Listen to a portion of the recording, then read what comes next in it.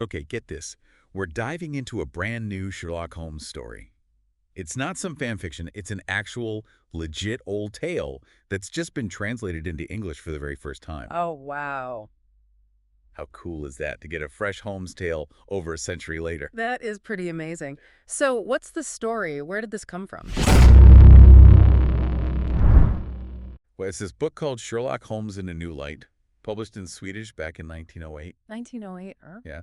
And it was written by a Swedish priest, get this, using the pseudonym Sturstig. A pseudonym. That's intriguing. What's the book about? Is it like a lost novel or something? It's a collection of what the author calls Holmes's flat cases. Flat cases. What does that even mean? Yeah, I was wondering the same thing, like cases that fell flat, Holmes failing to solve them. Is that what we're talking about? Precisely. The book frames these as confessions from Watson to this visiting Swedish priest. Like stories that Holmes would rather forget, ones he wouldn't want to brag about, you know? So are we talking about cases where Moriarty outsmarted him? Or where, like, Holmes tripped over a clue and the whole case went sideways? I mean, I'm dying to know what a Sherlock Holmes failure even looks like. Well, imagine this. Holmes is out in the English countryside behaving rather peculiarly. He's pacing across this meadow in a way that Watson can only describe as a mix between, like, an undertaker, an Indian scout, and someone with a terrible case of gout walking on nails. Okay, that's quite the visual. So what's he up to? Is he tracking some elusive criminal with this, like, super sleuthing walk? Not quite. He eventually stops by this bare rock, carefully removes his trousers, and proceeds to set them on fire. Hold on. He sets his trousers on fire. What, was there like a giant spider on them or something? Not exactly. He's meticulously testing the flammability of different fabrics. Of different fabrics. Yeah, he even starts setting curtains on fire, the roof, eventually the whole veranda, much to Watson's horror. So he basically burns the whole place down in the name of science. I'm starting to see why Holmes might want to keep this one quiet. It definitely puts a new spin on elementary, my dear Watson, doesn't it? Indeed. And this kind of sets the tone for a lot of these flat cases. It seems like the author, Sturstig, enjoyed poking fun at the infallible image of Sherlock Holmes. Yeah. It is kind of refreshing to see even Sherlock Holmes having off days. Makes him a bit more human, don't you think? Absolutely. It highlights the social context of the time, too. The fascination with science and rationality, was a big thing in the Victorian era. And here we see Stig maybe using humor to, like, satirize that obsession, showing even the most logical mind can go a bit overboard. Okay, so we've got Arsonist Holmes.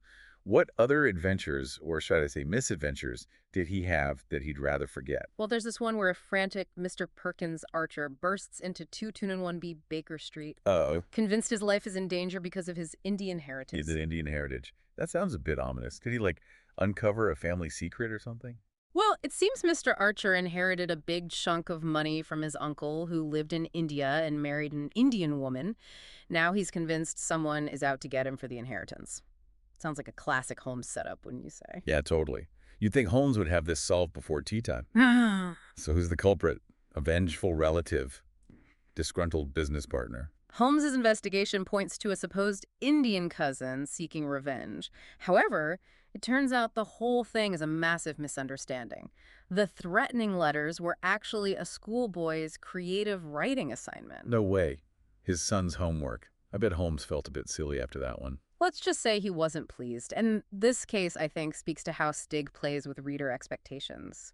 We're so used to seeing Holmes as this genius, yet here he is, outsmarted by a 13-year-old. It's almost like the author is reminding us that even the best of us can get things wrong, especially when it comes to matters of the heart, or in this case, a child's imagination. It's a nice touch of humor, don't you think? Absolutely. And it also reveals those societal anxieties of the time. This fascination with the Orient, the fear of the other. You see it in how easily Mr. Archer jumps to conclusions about his Indian cousin. So it's not just a funny story. It's a glimpse into the cultural landscape of the early 20th century. It's cool how Stig manages to weave those elements in. Okay, so we've had fire, mistaken identities. What else is in store for us in these flat cases? Well, you won't believe this one. It involves an Indian princess, a missing crown jewel, and Mrs. Walters. Wait, that Mrs. Walters, the one who's always mooning over Holmes? The very same. And get this, she ends up engaged to Sherlock Holmes. Engaged. Sherlock Holmes, the man who avoids emotional entanglements like the plague.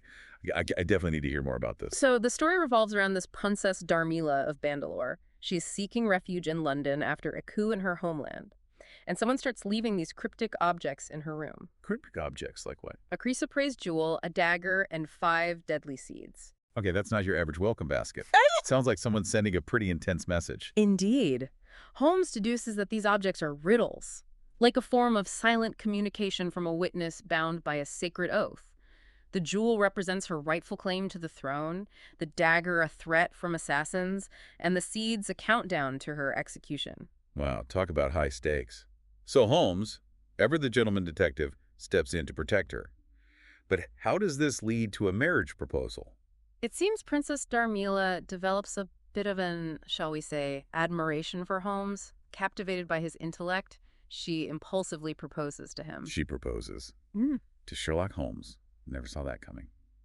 What does Mrs. Walters think about all this? Well, she's absolutely devastated, of course, but Holmes, ever the gentleman, doesn't immediately reject the princess's proposal. Right. Which, just adds fuel to Mrs. Walters' jealousy. Oh, this is getting good. Yeah. So is he really considering marrying this princess? He does, in fact, except he presents Darmila with a ring, they have this lavish engagement dinner, and Mrs. Walters is left utterly heartbroken.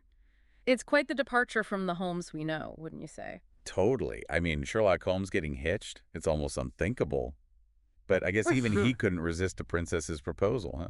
Perhaps. Or perhaps he saw it as his duty to protect her, given the threats and her being so vulnerable in a foreign land. That's a good point. It's interesting to see him potentially motivated by something other than pure logic. So what happens next? Do they actually go through with the wedding? That, my friend, is a tale for another time. You're killing me with the suspense. But all right, I can wait. I have a feeling this story is going to get even more tangled before it unravels. It's amazing how Stig just flips the whole Sherlock Holmes thing on its head, I know, right? We're used to this, detached, analytical Holmes, but suddenly he's in this whirlwind of romance and international intrigue. Yeah, it's like he's playing with our expectations, showing that even Sherlock Holmes can get swept off his feet, at least for a little while. Exactly. And it makes you wonder, are his feelings for Darmila even real? Or is this just him trying to protect her? Yeah, it's hard to picture Holmes falling head over heels for anyone. Yeah. But then again, he's not exactly predictable, is he? So tell me, does this wedding actually happen? Well, the path to the altar, you could imagine, it's not exactly smooth. I can imagine. Remember how Holmes thinks Darmila is the rightful heir to Bandalore and she's in danger? Right, those cryptic warnings. Yeah, so Holmes digs deeper and starts finding things that don't add up in her story. Uh-oh. Yeah, he starts to suspect she might not be the damsel in distress she first seemed to be. A plot twist. Mm-hmm. So she's not as innocent as she seems. What's she hiding? It seems so. And remember Mrs. Walters, heartbroken and determined to get to the bottom of things. Yeah. Well, she makes a pretty big discovery, that chrysoprase jewel, the Eye of Indra that was supposed to be from her father's crown. It's a fake. A fake? So she's been lying this whole time. What's her game then? That's what's bugging Holmes. Mrs. Walters also finds stuff that suggests Darmila might be mixed up in shady business back in Bandalore, like maybe her escaping the coup wasn't so simple. This is getting good. Mm. So what does Holmes do? Does he confront her about the jewel and her past? He does, but not directly. He acts like he doesn't know she's lying, but he's secretly working to figure out the truth. Classic Holmes. Always playing the long game. I bet he's already got her figured out. He's just waiting for the perfect moment. But what's her motive? If it's not about the throne, then what does Darmila really want? That's where the story gets even crazier. It's not about power or money, it's about revenge. It turns out she thinks this guy, Count Valrico, her supposed benefactor, is the one who killed her husband and child. Hold on, I thought she was running from a coup. Where does a husband and child come in? Her marriage to this guy from the Bandalore royal family, it wasn't okay with Count Valrico. He saw it as a threat.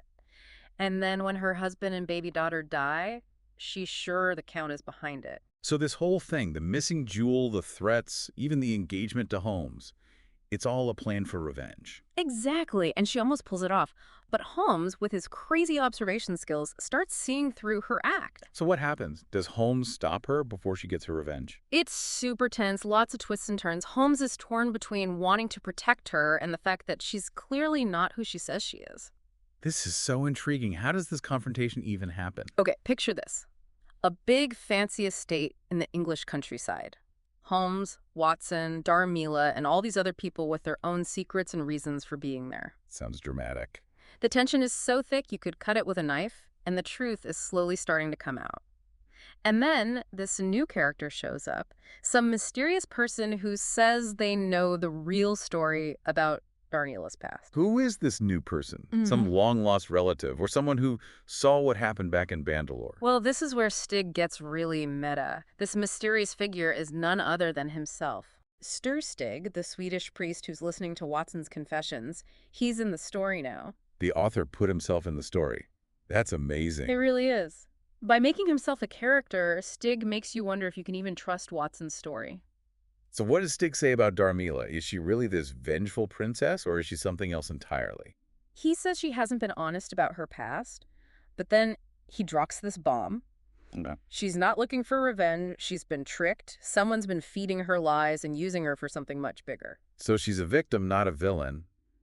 But who would do that to her, and why? That's the last piece of the puzzle Holmes has to solve.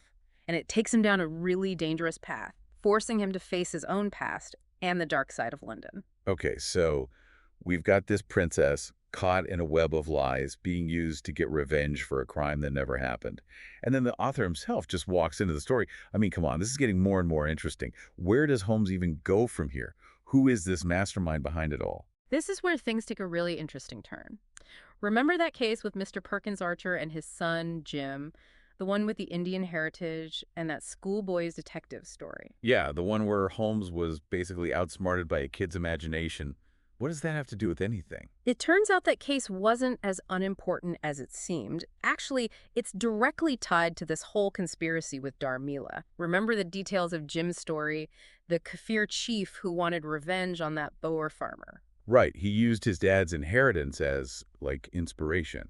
But how could a kid's story be part of this big conspiracy? Those details, they weren't just a coincidence. They were clues, carefully planted there by the real mastermind behind Darmila's manipulation. Okay, you're blowing my mind right now. Who is this mastermind and how are they connected to a kid's homework? The mastermind is this rich American brewer named D. Joseph Kerville. And get this, he's obsessed with Sherlock Holmes. He actually made a bet that he could outsmart the great detective. Outsmart Sherlock Holmes. That's a bold move. Right. What's the bet about? Kerville bet that he could steal a super valuable manuscript, the death sentence of the Caliph Harun al-Rashid from Lord Redmoreland's collection. Wait, Lord Redmoreland? That name sounds familiar. Exactly. He's the one who called Holmes and Watson to his castle to investigate those weird thefts. You know, a missing silver set, a half-empty bottle of port. Oh, right. The case with that red-bearded lord who loved archaeology. You got it. Remember how Holmes first thought the housekeeper, Mrs. Blonley, was involved? Yeah, but it turned out to be that red-haired actor, Joe Stangerton, pretending to be Holmes so he could get into the museum. Precisely. But here's the twist. That actor was working for Kerville. The whole theft was a distraction, a setup to steal the real prize, the Harun al-Rashid manuscript. So it was all part of Kerville's plan. But I still don't get how Jim's story fits into all of this. Kerville knew how much Holmes loves patterns and connections, so he used Jim's story to sneak in clues, knowing Holmes would eventually put them together. A brilliant but super complicated plan. So Kerville sets up this crazy scheme, manipulates a princess, risks causing international problems, all just to win a bet. It's more than a bet for Kerville, it's an obsession. He sees Holmes as the ultimate challenge, and outsmarting him would prove he's the smartest one. So it's like a battle of the minds, Holmes versus Kerville. Exactly, and the battlefield is this shady world of international intrigue, where you can't tell what's true and what's a lie. This is wild. So does Holmes manage to outsmart Kerville and get the manuscript back? Does he see through all the lies? He does, but it's not easy. There are chases, disguises, he even almost dies from poison. Poison? Who gets poisoned? Holmes himself. Remember those times when he wasn't feeling well, talking about seeing his own ghost? I just figured he was tired. I had no clue it was something worse. It turns out one of Kerville's guys was slowly poisoning him, a poison that would make him weaker, both physically and mentally, so he'd be easier to control. That's messed up. So how does Holmes even survive that? His sharp mind, even when he's weak, and the fact that Dr. Watson is always there for him, those are what save him. They figure out the clues and who's behind it all. Of course. Even poisoned, Holmes is still ahead of the game. What happens to Kerville? Does he get what he deserves for all this? He does. It all comes down to a final showdown on a ship going to America. A ship? Why are they on a ship? Kerrville knows his plan failed, so he tries to run off to America with the manuscript. Holmes and Watson obviously go after him, and that leads to one last confrontation that really tests their friendship. This is like something straight out of a classic Holmes story. So who wins? Holmes, of course. He gets the manuscript back, but it's not really a happy ending. The whole thing shakes him up, and he has to face the fact that he can't live forever and that even his brilliant mind has limits. Even in winning, there's a sense of loss. It sounds like this case really pushed him to his limits. It did. It reminds us that even the best detective is still human. You know, he can be hurt physically and emotionally. What about Darmila? What happens to her once the truth is out? She finally finds out what really happened to her husband and child, and it turns out they weren't murdered, they died from a sickness. That's so sad. All that anger, all that time planning revenge, and it was all for nothing. It shows how sometimes the stories we tell ourselves about the past can hurt us more than the truth. That's the powerful message. So what's the big takeaway from this new Sherlock Holmes story? It seems like it's more than just a regular detective story. I think it's about how important perspective is. Even a story we think we know, like Sherlock Holmes, can be seen in a new way if we're willing to look deeper. And it seems like the author, Sturstay, wants us to do just that, to question what we think we know, to dig deeper, and to realize that even the smartest people can make mistakes. Exactly. In the end, Sherlock Holmes isn't just some super smart detective. He's a complicated person dealing with real feelings, facing his weaknesses, and showing us that even when you win, you can still lose something. It sounds like this lost story gives us a new and interesting way to think about this famous detective. Well, listener, if you want to learn more about this, check out Sherlock Holmes in a new light and decide what you think. You might be surprised by what you learn about the great detective, and maybe even yourself. Until next time, keep those minds sharp and those deductions flowing.